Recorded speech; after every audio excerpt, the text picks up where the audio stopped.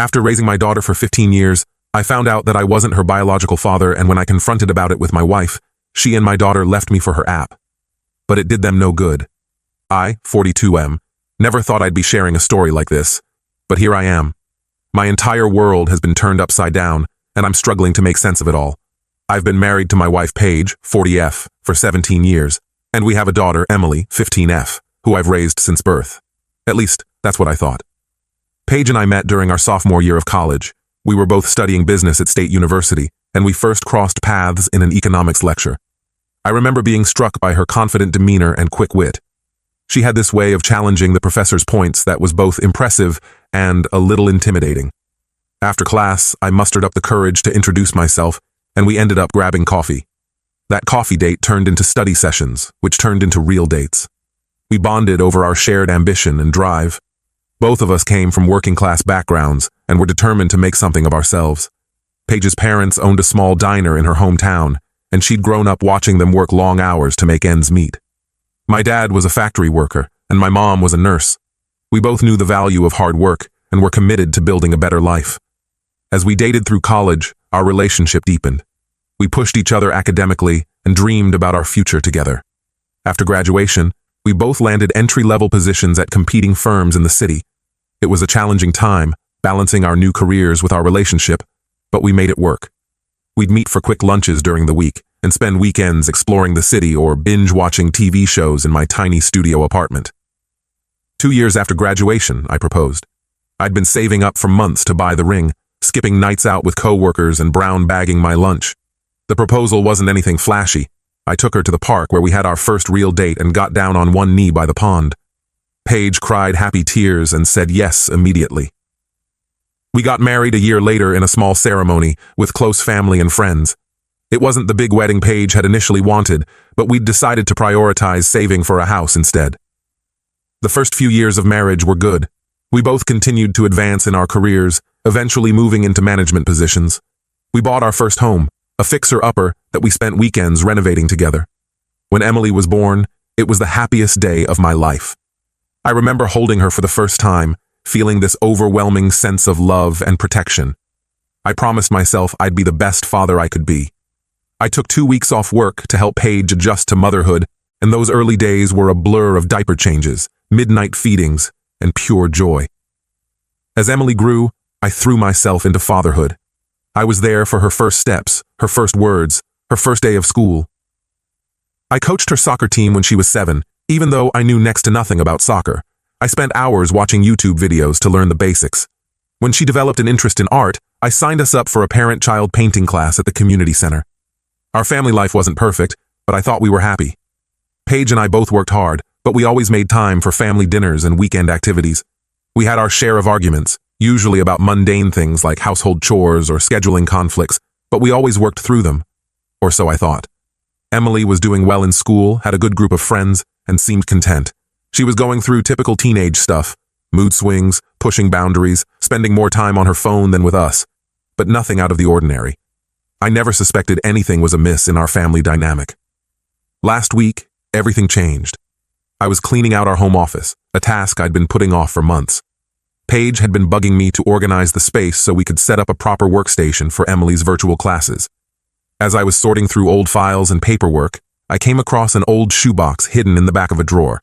The box looked vaguely familiar, and I assumed it contained old receipts, or maybe some of Paige's college mementos. But when I opened it, I found a stack of letters and photos that made my blood run cold. They were from a man named Mark, and the contents made it clear that he and Paige had been having an affair for years. I felt like I couldn't breathe. My hands shook as I read through the letters, each one feeling like a punch to the gut. Mark wrote about their secret meetings, their plans for the future, and how much he loved Paige. There were photos of them together, looking happy and in love. But what hit me hardest was a letter where he mentioned a paternity test. He wrote about how relieved he was that Emily wasn't his, as it would have complicated things with his wife. The earliest letter was dated just before Emily was born, which meant this affair had been going on for at least 15 years, possibly longer. I sat there for hours, trying to process what I'd discovered. My mind was racing with questions and doubts. Had our entire marriage been a lie? Was Emily really my daughter? How could Paige have done this to us? I thought back to all the times Paige had to work late or went on girls' trips. There were weekends when she'd go to professional development seminars out of town. Had those all been lies? How many of our memories were tainted by this deception? When Paige got home that evening, I confronted her with the letters. At first, she tried to deny it, claiming they were old letters from an ex-boyfriend.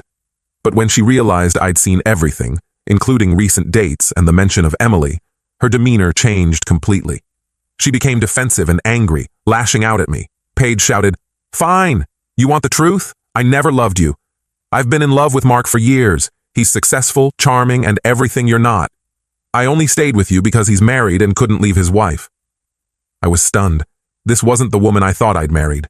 The Paige I knew was kind and compassionate, not this cruel, angry person standing in front of me. "What about Emily?" I asked, my voice barely above a whisper. Paige's face hardened. "She's not yours. I had a fling with someone else just before we got married. I thought it was yours when I found out I was pregnant, but I had a paternity test done in secret. I never told you because I knew you'd leave, and I needed the stability. I felt like my world was crumbling around me. The daughter I'd raised and loved for 15 years wasn't mine biologically. The wife I thought I knew had been living a double life. I asked Paige to leave, to go to Mark if that's what she really wanted. To my shock, she agreed without hesitation. She started packing her things, and I heard her talking to Emily, explaining the situation. I expected Emily to be devastated, but when they came downstairs, Emily was glaring at me. "How could you kick Mom out?" she yelled. "You're not even my real dad." I tried to explain, to tell her that biology didn't matter, that I loved her no matter what, but she wouldn't listen. She packed a bag and left with Paige, saying she wanted to meet her real family. Now, I'm sitting in an empty house, trying to make sense of my life. Everything I thought I knew has been a lie. The photos on the walls mock me. Smiling faces from family vacations, Emily's school pictures, our wedding photo. How much of it was real? I don't know what to do next, or how to move forward. I'm angry, hurt, and feel completely lost. The future I thought I had has vanished, replaced by this nightmare of betrayal and uncertainty. Has anyone else been through something like this? How do you rebuild your life when everything you thought was real turns out to be false? Update 1. It's been a month since my last post, and I wanted to give an update on the situation. A lot has happened, and I'm still trying to process everything. After Paige and Emily left, I spent the first week in a daze. I barely ate or slept, just trying to wrap my head around the enormity of the betrayal. I kept replaying memories in my mind, wondering how I could have been so blind. I remembered all the times Paige had to work late or went on girls' trips. How could I have been so naive? I decided to take some time off work to sort things out. My boss, Jim, was understanding when I explained the situation, and I'm grateful for that. Jim and I have worked together for over a decade, and he's been more of a mentor than just a boss. When I told him what happened, he shared that he'd gone through a difficult divorce years ago and offered his support. It meant a lot to have someone in my corner. During my time off, I spent a lot of time going through old photos and videos, looking at my life with new eyes. It was painful, but I felt like I needed to do it to understand what had happened. I found myself focusing on the little details. The way Paige's smile seemed forced in some photos. The times Emily looked more like her Uncle Mark than me. It was like seeing our entire family history through a warped lens. About 2 weeks after they left, I got a call from Paige. She was hysterical, crying and begging to come home. It turns out that when she went to Mark with the news that she'd left me, he didn't react the way she expected. Instead of welcoming her with open arms, he blocked her number and apparently left for a long vacation out of the country. Paige sobbed on the phone, telling me how sorry she was and how she'd made a huge mistake. She said she realized how much she loved me and our life together, but all I felt was anger and disgust. I told her in no uncertain terms that there was no coming back from this betrayal. I hung up on her mid-apology. Emily called a few days later. She was calmer than Paige, but still upset. She asked if she could come home, saying she missed her room and her friends. I felt a mix of emotions hearing her voice. Part of me wanted to welcome her back with open arms, but another part felt hurt by how quickly she had dismissed our relationship. I told Emily that I loved her and always would, but that I needed some time. I explained that her words and actions had hurt me deeply, and that we couldn't just pretend nothing had happened. She got angry again, accusing me of abandoning her. It was a difficult conversation, and it ended with her hanging up on me. In the meantime, I've been trying to take care of myself. I joined a gym and have been working out regularly. It helps me sleep better and gives me something to focus on. The Physical exertion helps quiet my mind, if only for a little while. I've also been spending more time with friends, people who knew nothing about the affair and have been supportive. My friend Mike, who I've known since high school, has been particularly helpful. He's been coming over a few times a week, sometimes just to watch a game or share a beer, other times to help me with projects around the house. Last weekend, we repainted the living room, a task Paige and I had been putting off for years. It felt good to make a change, to reclaim the space as my own. I've been in contact with a lawyer to start divorce proceedings. It's not something I ever thought I'd be doing, but I know it's necessary. The lawyer advised me to get a paternity test to confirm Emily's parentage, as it could affect things like child support. The idea makes me uncomfortable, but I know it's important from a legal standpoint. One unexpected development has been reconnecting with my older brother Jack. We had a falling out years ago over a family business dispute and hadn't spoken much since. When he heard about what happened, he reached out. We've been talking regularly, and his support has meant a lot to me. Jack reminded me of something from our childhood that I'd almost forgotten. Our father had cheated on our mother when we were young, and it tore the family apart for a while. I was only about 10 at the time, but I remember the tension in the house, the whispered arguments, and the sadness in my mother's eyes. Dad moved out for a while, and I remember feeling confused and angry, not understanding why he had left us. Eventually, our parents worked things out, but it took years for the trust to be rebuilt. I remember overhearing Mom telling a friend that she stayed for us kids, that she wanted us to have a stable home. Now, I find myself wondering if that was the right decision. Did staying together really benefit us, or did it just prolong the inevitable? I find myself thinking about that a lot now. I remember how it felt as a child, caught in the middle of adult problems. I worry about how all of this will affect Emily in the long run. Despite everything, I still care about her well-being. I wonder if I'm doing the right thing by not immediately welcoming her back, or if I'm just perpetuating the cycle of hurt. Paige has tried to contact me several more times, alternating between apologies and anger.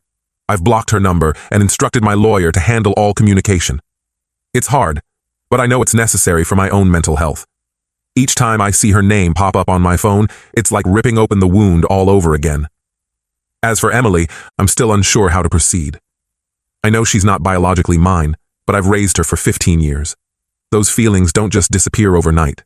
I remember teaching her to ride a bike, helping her with her science fair projects, comforting her after her first heartbreak. How do I reconcile those memories with the knowledge that she's not my biological child? At the same time, I'm hurt by how quickly she seemed to discard our relationship. I understand that she's a teenager and that this situation is confusing and painful for her too, but her words cut deep. I'm considering reaching out to a family therapist for advice on how to handle this situation. For now, I'm taking things one day at a time. Some days are better than others. I'm trying to focus on the future, on rebuilding my life, but it's hard not to dwell on the past, on all the years I was living a lie. If anyone has been through something similar, I'd appreciate any advice on how to move forward. Update 2. It's been another month, and I wanted to provide one more update on my situation. Things have continued to evolve, and while I can't say everything is better, I at least feel like I'm on a path forward. The divorce proceedings are underway. It's been a messy process, with Paige fighting me every step of the way. She's trying to claim that she's entitled to half of everything, despite her infidelity. My lawyer assures me that we have a strong case, especially given the evidence of her long-term affair. Still, it's been emotionally draining to hash out the details of our life together in such a clinical, adversarial way. The paternity test results came back, confirming what Paige had told me. I'm not Emily's biological father. It was a hard pill to swallow, even though I'd known it was likely true. Seeing it in black and white made it feel final in a way it hadn't before. I spent a whole day just staring at that piece of paper, trying to reconcile it with the 15 years of memories I have of raising Emily. Emily has been staying with Paige at her parents' house. She's called a few times, and our conversations have been tense. She's angry that I'm going through with the divorce and blames me for breaking up the family. I've tried to explain that it was Paige's actions that led to this, but she doesn't want to hear it. It's painful to hear the resentment in her voice, to feel the distance growing between us. Last week, Emily had a dance recital. It was an event we'd been planning for months before everything fell apart. I'd always attended her performances, usually sitting in the front row with a bouquet of flowers and my camera ready. This time, I watched from the back of the auditorium, slipping out before the end to avoid a confrontation with Paige. Seeing Emily on stage, graceful and confident, made my heart ache. I'm proud of her, but I don't know how to express that in our current situation. I've started seeing a therapist to help me work through my feelings. It's been helpful to have someone to talk to who can offer an outside perspective. We've been working on strategies for dealing with my anger and hurt and on setting boundaries with Paige and Emily. It's a slow process, but I think it's necessary for my mental health. One positive development has been my relationship with my brother Jack. We've been spending a lot of time together, and it's been great to have his support. He's even offered to let me stay with him for a while if I need a change of scenery. Last weekend, we went fishing at the lake, where our dad used to take us as kids. It was nice to reconnect with those happier childhood memories and to feel like I still have family I can count on. I've also thrown myself into work and my hobbies. I've taken up photography again, something I used to love but had let fall by the wayside over the years. It's been therapeutic to get out in nature and focus on capturing beautiful images. I'm even considering entering some of my photos in a local art show. It feels good to have a creative outlet, something that's just for me. Paige continues to alternate between trying to reconcile and lashing out at me. Last week she showed up at my workplace, causing a scene. I had to have security escort her out. It was embarrassing and stressful, but my co-workers have been understanding. Jim, my boss, even offered to let me work from home for a while if I needed to. I appreciated the offer, but I think the routine of going to the office has been helping me maintain some sense of normalcy. As for the future, I'm still taking it one day at a time. I know I have a long road ahead of me, but I'm committed to moving forward. I'm not sure what my relationship with Emily will look like going forward, but I hope that with time, we can find a way to connect again. I've been thinking about writing her a letter, explaining my feelings and my perspective on everything that's happened. I'm not sure if I'll send it, but just getting my thoughts down on paper might be helpful. The house feels empty without Paige and Emily, but I'm slowly adjusting to living alone. I've been redecorating a bit, trying to make the space feel more like my own. I took down most of the family photos, storing them in boxes in the attic. I'm not ready to get rid of them completely, but seeing them every day was too painful. Instead, I've hung some of my own photography and a few abstract prints I found at a local art fair. I've also been reconnecting with old friends and trying to expand my social circle. I joined a local hiking group and have been going on weekend treks. It's been good to meet new people who don't know about my situation, to have conversations that don't revolve around the divorce or Emily. Last week, I even went on a casual dinner date with a woman I met through the hiking group. It wasn't anything serious, but it was nice to feel like I could potentially move on someday. Work has been a welcome distraction. I've taken on a new project that's challenging but exciting. It's given me something to focus on besides my personal problems. My team has been supportive, picking up slack when I need to step away for legal meetings or therapy appointments. Paige's parents reached out to me recently. They apologized for Paige's behavior and expressed their shock at learning about the affair. They assured me that they still consider me family and want to maintain a relationship, regardless of what happens with the divorce. It was a touching gesture, but it also brought up complicated feelings. I'm not sure how to navigate that relationship moving forward, especially given the situation with Emily. As for Paige, her attempts to contact me have become less frequent. I think she's finally starting to accept that there's no going back. My lawyer informed me that she's hired her own attorney, so at least now all communication is going through proper channels. It's a small relief, but it helps. I still have moments of anger and sadness. Sometimes I'll come across something that reminds me of our life together, a book Paige gave me, Emily's old toy tucked away in a closet, and it hits me all over again. But those moments are becoming less frequent and less intense. I'm learning to sit with the feelings, acknowledge them, and then let them pass. For now, I'm focusing on healing and rebuilding my life. It's not easy, and there are days when it feels impossible, but I'm determined to come out stronger on the other side of this ordeal. I'm rediscovering who I am as an individual, not just as a husband and father. It's a painful process, but I'm hopeful that eventually I'll find a new sense of peace and purpose. Thank you to everyone who's offered advice and support through this difficult time. It's been a comfort to know I'm not alone in dealing with something like this. If anyone has any other insights or experiences to share, I'm always grateful to hear them. This journey is far from over, but I feel like I'm at least moving in the right direction.